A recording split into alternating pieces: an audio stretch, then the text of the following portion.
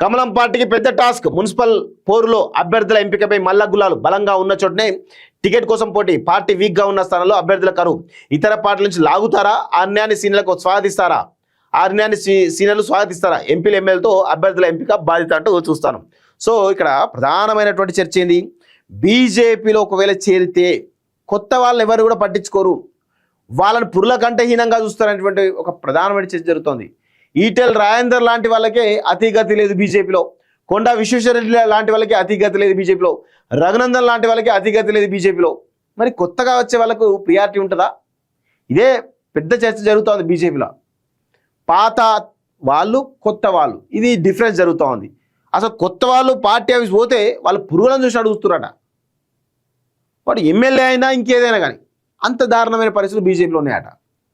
So ఎవ్వరు కూడా BJP పట్టించుకునే పరిస్థితులు తెలంగాణ సమాజం లేదన్నట్టుగా కనబడతా ఉంది.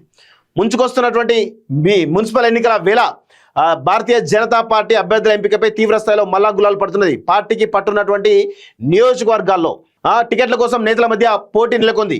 క్యాడర్ లేని చోట్ల అభ్యర్థుల వేట అధిష్టానికి సవాల్గా మారింది. పార్టీ బలంగా ఉన్న పట్టణ ప్రాంతాల్లో సిట్టింగ్ ఎంపీలు ఎమ్మెల్యేలు ఉన్న స్థానంలో ఆశావాల సంఖ్య భారీగా ఉన్నది. ఒకే టికెట్ కోసం పలువురు సీనియర్లు బలమైనటువంటి నేతలు పోటీ పడుతుందో ఎవరిని సంతృప్తి పరచాలో తెలియక రాష్ట్ర నాయకత్వం సతమతం అవుతుందంటూ చూస్తా ఉన్నాం.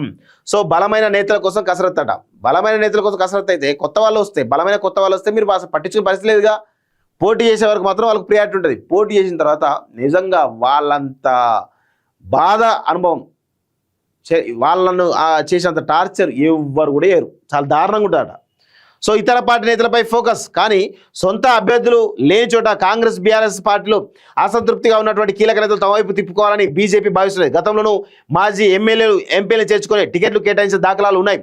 అయితే ఈ అంశం కూడా వివాదాస్పదంగా మారే అవకాశాలనే విశ్లేషకులు చెబుతున్నారు. ఎందుకంటే ఇతర పార్టీల నుంచి వచ్చే వారికి నేరుగా టికెట్ ఇస్తే ఏళ్ల తరబడి పార్టీ నమ్ముకున్న తమ పరిస్థితి ఏమిటని సీనియర్ నేతలు ప్రశ్నించే ఆస్కారం ఉందని సో అంటున్నారు. ఇది వర్గపోరును మరింత పెంచినట్లు అవుతుందని సూచనలు చేస్తున్నట్టుగా తెలుస్తోంది.